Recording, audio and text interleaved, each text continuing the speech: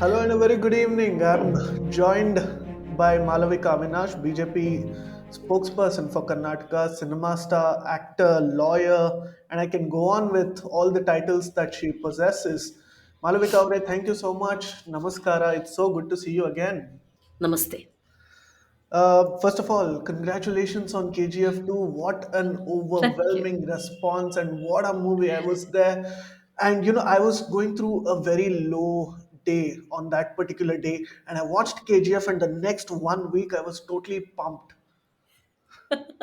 So I'm glad because I am hearing a similar reaction to what I heard yesterday from a person who is in a very high office in the government. Not a politician, but somebody in high office appointed by the government of Karnataka. And he said this very thing. He said he was discussing his future, as in what next with his family, with his wife and children. And they apparently said the same thing. They said, Dad, do what Rocky Bhai does in KGF. You make your own future. It's not going to happen, but you create it. And if that's the takeaway, then so be it. If a film, that also I think subscribes to a lot of violence, which is the only complaint I hear about KGF, but does enable you to understand that you are the creator of your destiny, then so be it. I'm glad that you have Right. taken this away from KGF too. Well, there are detractors like that who hold you accountable for every single thing that you say and do. But at the end of the day, it is creative liberty. And what I felt personally is that we have been through a devastating pandemic for the last 2 years, and people have had to go through all kinds of problems at home, with their professional life, with their personal life. And finally, there is this thriller, there is this action packed movie which is coming out, and then people are back to the theater throwing popcorns and whistling at the movie. And I felt normal for the first time after going through that, and especially because we, the younger generation, have never had to go through such a situation. Maybe the older generations saw wars, they saw pandemics, they saw a lot of other major global events, but this is the first event that as younger generations we went through. You're right. So, in terms of a disruption of normal life, I don't think there has been a greater disruption than a pandemic like this across the world. See, even if it's what is called force majeure in law, acts of God, when there is there's either a cyclone or there is an earthquake or something that disrupts normal life, it is restricted to a certain geographical area. But this pandemic was across the globe.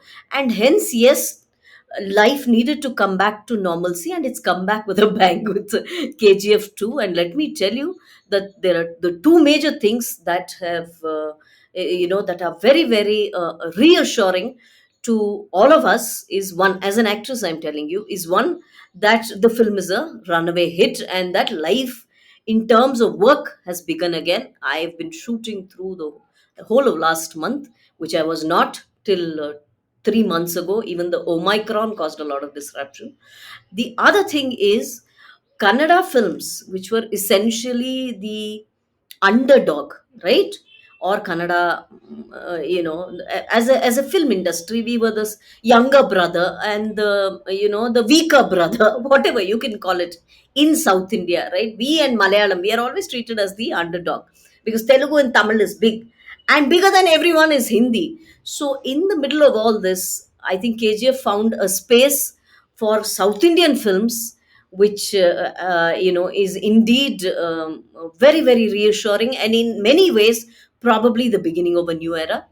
And better still for Kannada, as a language, as a as a film industry, as a culture, we feel a sense of reassurance that the entire world is watching us. So yes, it's Very hearty very very happy congratulations. days.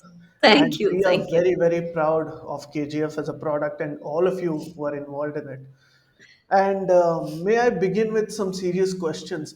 Maybe it is perhaps because of the end of the pandemic that even BJP's true agendas are actually coming out, and now your saffronization is continuing. First, there was the hijab row, then there was, the anti-conversion law, which was controversial, and now there is the textbook row.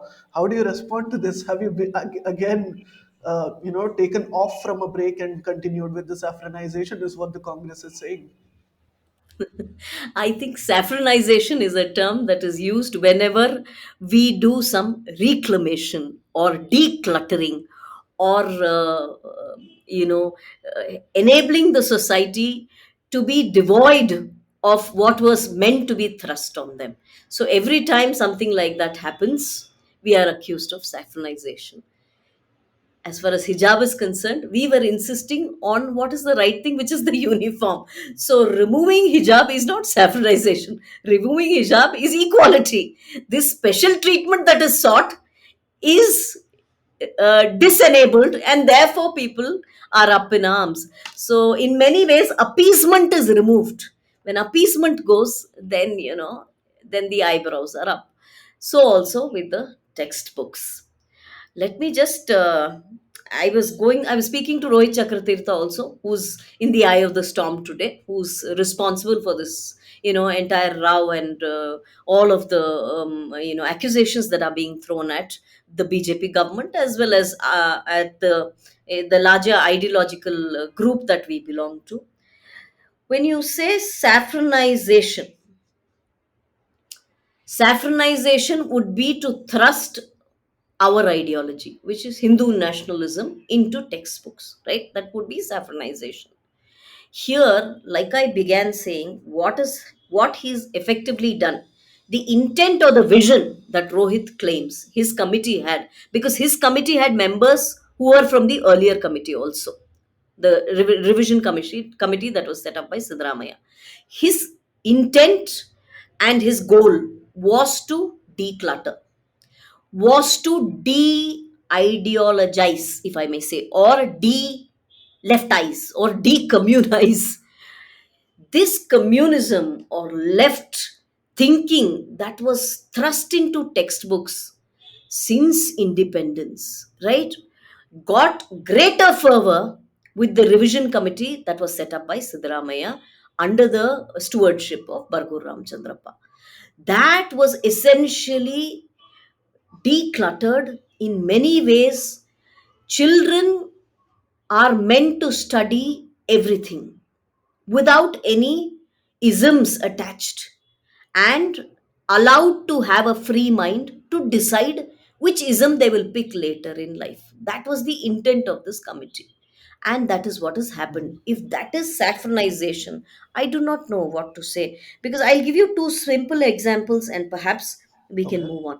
One is, see, there are two fundamental facts, because this has become facts versus rhetoric. Two fundamental facts I will give you. One, all the textbooks were not revised.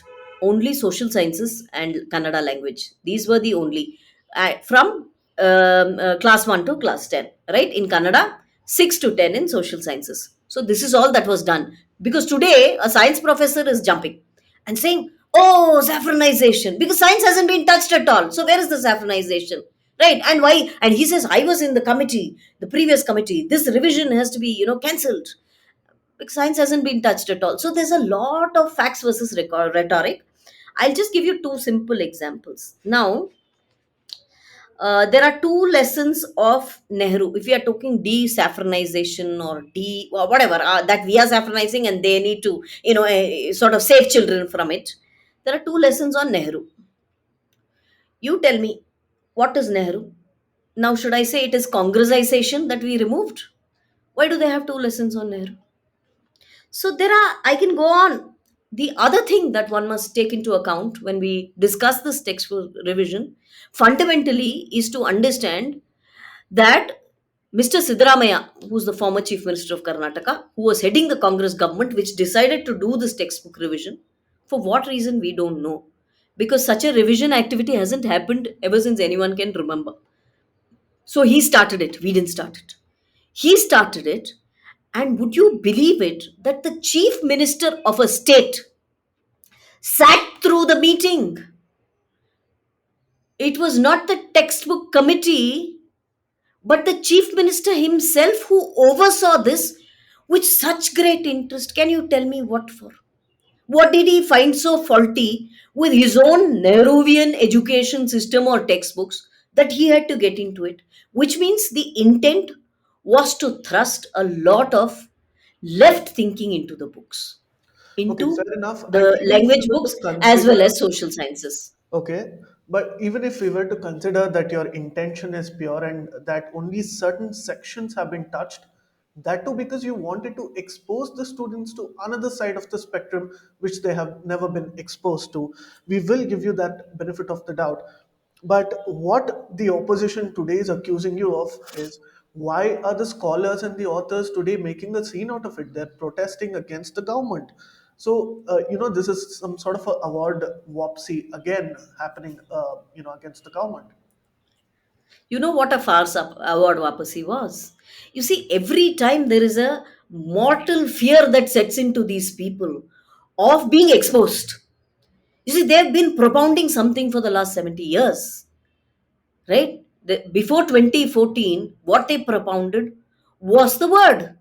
What the left historians told us was history. The Mughals were the greatest fellows, who ruled, although they were invaders. What they gave us is what we studied, and nobody questioned them, and therefore they were ruling the roost. So when the questioning happens, when their communism being thrust upon children is questioned, there is a mortal fear that sets in. Once the fear sets in, they start talking, and they of course are used to this ecosystem. I will use the word because we are now using it. There is a narrative that is set by a certain ecosystem which exists for several years, and they all re-network, and quickly they have a hashtag, this whole toolkit thing that happens immediately because they're all networked anyway, and we are the disruptors. So they are scared now that they are exposed. Therefore, they'll start with saffronization. Incidentally, today the word is being used as Brahminical patriarchy. Yeah? Their Mhm. Brahminization is what they are saying. Saffronization they have left out because there are so many facts that Rohit has put on board. Now the saffronization is gone. They are accusing us of Brahminization. Although I can tell you the number of there are about 16 authors or so who they put in who are all Brahmins. So was that not Brahminization? Only BJP does Brahminization. Okay, but and you spoke about how the left builds narratives, and they have successfully, to an extent, also built that narrative about, say, for example, Chief Minister Yogi Adityanath being this militant monk, or say Karnataka, for instance, being the Uttar Pradesh of the South. So, regardless of which ideologies you may subscribe to or which party you may vote for, that is slightly discerning, not out of disrespect to any other state, but because our state has its own characteristics we want to respect. But as a political spokesperson, how would you respond to this? You see, I'll tell you something. If there is militancy in sannyas, then I don't know what to say, because sannyas is about giving up. And so, if you were to call a sannyasi a militant, I really do not know, because maybe the militancy is of thought, of belief in this nation and its greatness. So what if you call that militancy? I don't think we should have an issue. I will give you a simple answer to this, because I'll I'll just quickly quote what Swami Vivekananda said in his 1893, that famous speech that we all know, right? I am proud to belong to a religion which has taught the world both tolerance and universal acceptance, he said. We believe not only in universal toleration, but we accept all religions as true. I am proud to belong to a nation which has sheltered the persecuted and the refugees of all religions and all nations of the earth. This is what Swami Vivekananda said. Basically, he spoke of what a great religion the Sanatana Dharma religion itself is, the Hindu religion itself is, and how we have allowed all other religions to thrive on our soil. This is what he said. Now, what does the textbook say? The textbook also has a lesson on Swami Vivekananda. The textbook says all religions preach tolerance. All religions say what Sanatana Dharma says is what Vivekananda says. So effectively, they have dared to misquote Swami Vivekananda. I hope I'm being clear. He says we accept all religions as true. He has not said all religions accept all religions as true. Because there is a religion which calls me kafir. They don't accept me as true. There is a religion that believes that their God is the supreme, that others aren't. We are the ones who say, Ekam Sat Vipra Bahuda Vadanti. We are the ones who say interpretations are many, right? But the truth is one.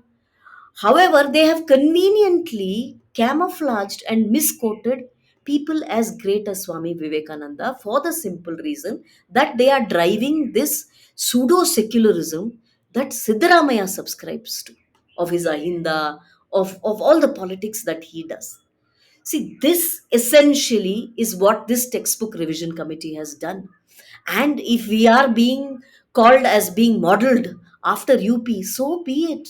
Not only has Yogi Adityanath ji come back to power with a thumping majority, he has given people the kind of development they have not seen in 75 years. So we are proud if we are being compared to him. Um, Another divisive figure when it comes to textbooks and history syllabus is Tipu Sultan, and yet again there is a controversy over it. Some people, and especially the BJP and the RSS and the Sangh Parivar, has a certain perspective on Tipu Sultan, and I think people have respected that. But why impose that on students? I'll tell you something. You know, ideally, we would have liked to rewrite the textbooks. Unfortunately, there is something called a National Curriculum Framework of 2005, right? BJP was not in power then, of 2005, which is being followed by this revision committee, which is why we have only revised, dropped some, picked up some, changed the content in some, removed some lies like the one I just earlier quoted to you. Okay, ideally we would have liked to rewrite. Unfortunately, we didn't get the chance to. This is what Rohit also was telling me this morning. Why I say this is because we would have probably managed to erase this glorification of Tipu Sultan that has happened over the last so many decades, right? These lies and falsifications by calling him the tiger of Mysore. Who called him the tiger? Yeah, the people didn't. He was, he was a tyrant. How could he have been hailed as a tiger? He wasn't. Okay, I would ideally like to call him a hyena or a wolf, but I won't go into all that. He wrecked people's lives. He converted. He killed. He killed anyone who didn't believe in his religion. He was a jihadi. So, if we had rewritten books, we would have removed him. Now we've not removed him from the textbook. We've only removed the falsification, the glorification, calling him a tiger and this and that and all that. What he did stays in the books. What he didn't and what he's credited for has been removed. Now, if that is an issue, I do not know where to begin to fight with all these so called historians because they have lied to us all our lives. And what the other thing that this revision commission has done is added names of people like Lalitaditya. We never knew who he was, of the Ahom dynasty of Assam, right? These are people that children don't know about at all. All we know is Babar's son is Humayun, Humayun's son is Jahangir. Why should I know that, entire family tree? But they've Because also they included invaded names like us. Hegdevar. They have. They have. If there can be a Periyar in a book, so can there be a Hedgevar. What is your issue with Hedgevarji? You But please Periyar tell has me. been He removed this was time. No, Periyar has not been removed. It's a falsification again. It's Okay. a lie. It's a lie that is being, peddled by this toolkit.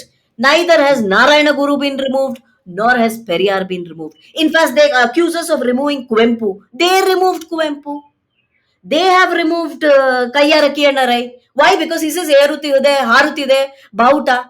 They don't want anything that has even the least flavor of nationalism, of pride. They don't want it in children. They want children to feel, sorry that they were born here. We want children to feel proud that they were born here. And hence, Dr. Hegdewarji, what did he say? See, they accuse us of, politicization. What was Nehru? Was he not a politician? Dr. Hedgewar never became a politician.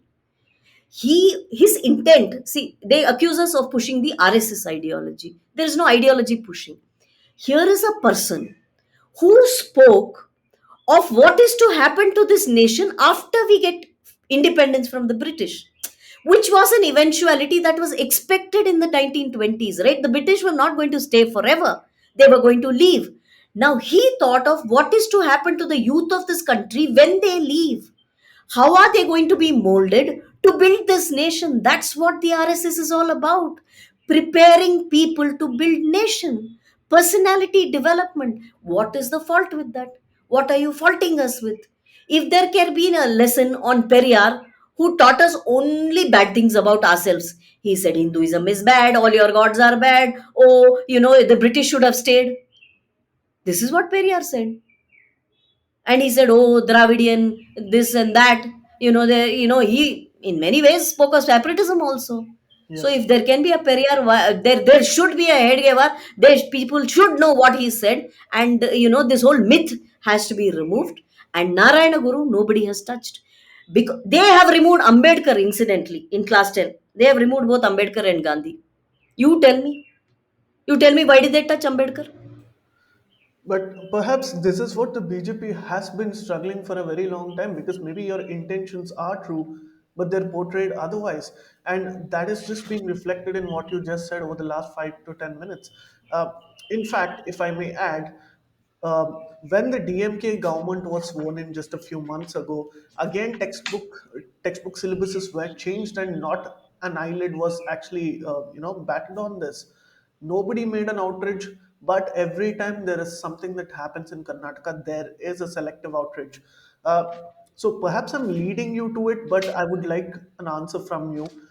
Do you feel that there is a pattern when you see a hijab row, or a pattern when you see protests against the anti-conversion law, and now there is clearly organized and orchestrated attacks against people like Rohit Chakratirtha and others when it comes to the textbook row?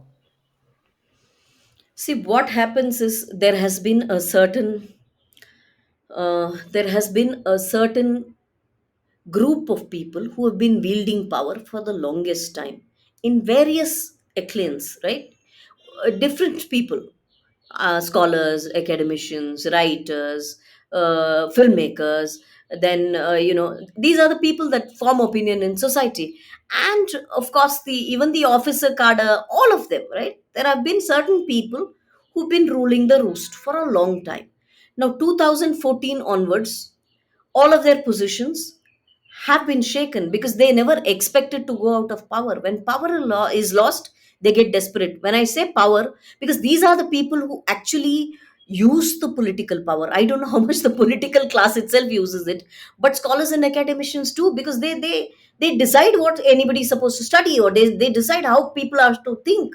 So when the thought process is suddenly changed, or maybe the change that was long overdue has finally come, they all feel threatened, and hence all of this. But we are not going to be cowed down by all of this. We are not going to fear all this. The textbooks, in fact, the previous revision committee went on for 3 years. What really were they correcting so much? You tell me, because the textbooks have been written by their own Nehruvian class, their own left historians. So what were they correcting? They were trying to tweak it further, right? To show this entire new system in bad light.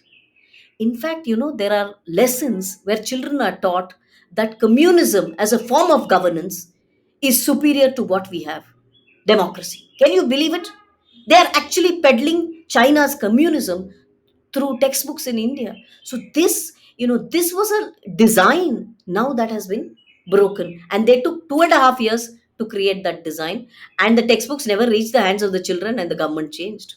Now the textbooks have reached the hands of the children. Just allow them to study, that's all, instead of doing all this disruption.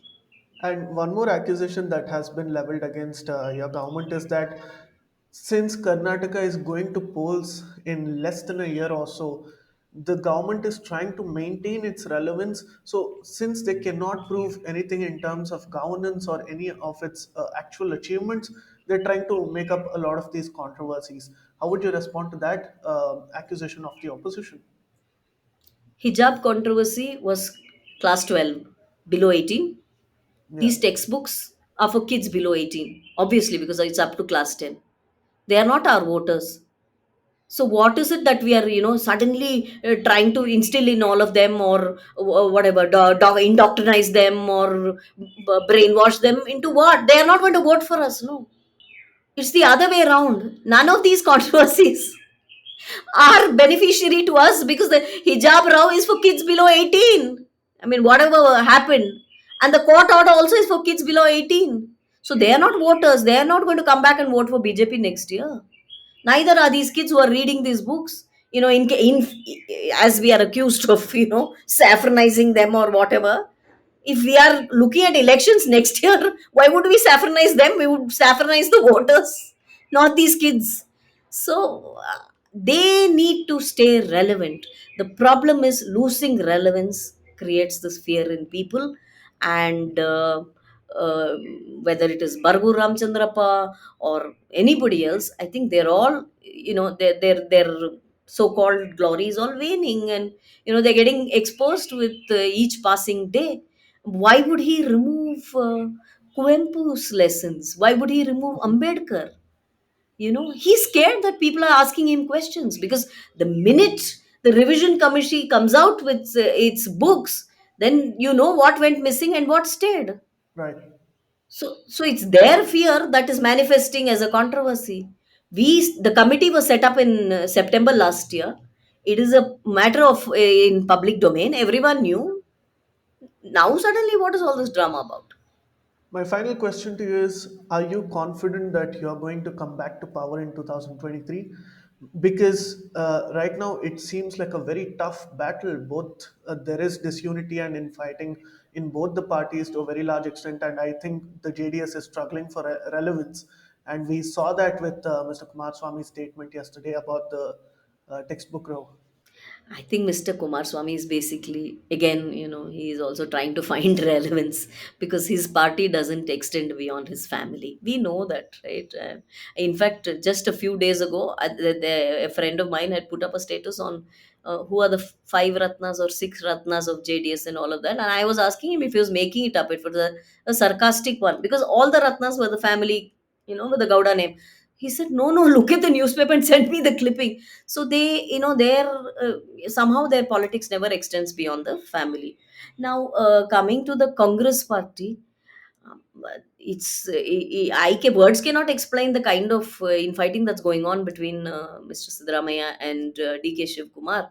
And it's not even hush hush anymore, it's all out in the open. And they're going to claim power back in Karnataka on the basis of what? Had they done any work, they would have been re-elected in 2018 itself. And Congress party has lost relevance across the country. It is, it's a party that in many ways has lost its presence across the country. It's not just one Karnataka where they lost power. Look at Uttar Pradesh. They become politically irrelevant in many northeast, and the number of states that BJP has won in recent times, you can imagine that they have completely lost political relevance. And even their big guns, Mr. Kapil Sibal exited 2 3 days ago. So even their big guns are all exiting the party. So everyone is taking their parachute out of Congress party. So we have nothing to fear of the Congress party. However, our elections will be based, will be worked upon the work we have done, the governance that we have delivered. Just as it was in UP, it's going to be in Karnataka. We are going to speak of what we have done for the people on the basis of the development work and the governance of the BJP government. And if they might, then they may go on do, kicking up a row about textbooks and hijab and this and that, but people vote for governance. At the end of the day, ours is the Sabka Sath, Sabka Vikas, Sabka Vishwas mantra. So, so people will vote only for development and governance. Only time can tell us that, but we will be engaging with you when time comes, even for that. Thank you so much. It's always a pleasure to Thanks. talk to you. It's very refreshing, and your insights onto a lot of issues is actually quite interesting for our viewers as well. So, thank you so much, Namaskara, and I hope we can have such conversations in the future as well. Namaste.